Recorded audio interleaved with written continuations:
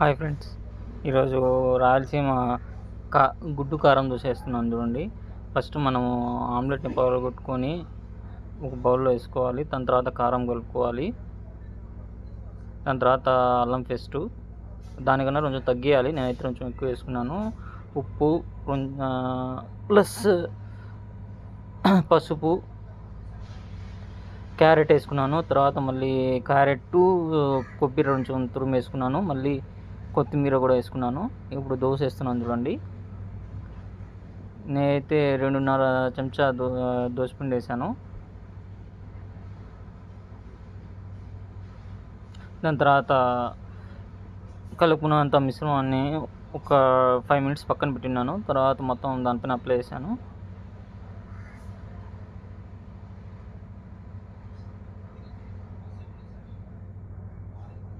చూడ్డానికి బాగా కలర్గా ఉంది చూడండి.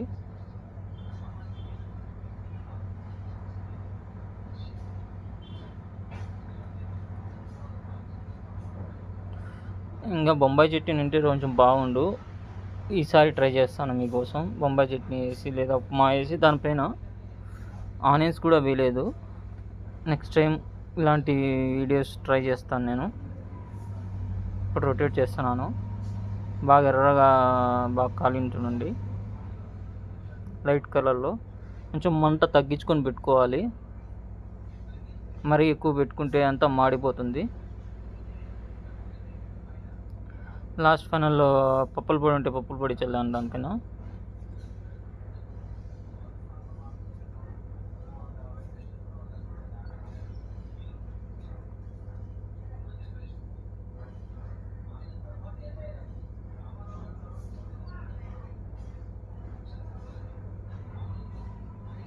ఫైనల్గా మనకు రాయలసీమ గుడ్డు కారం దోశ రెడీ అయిపోయింది.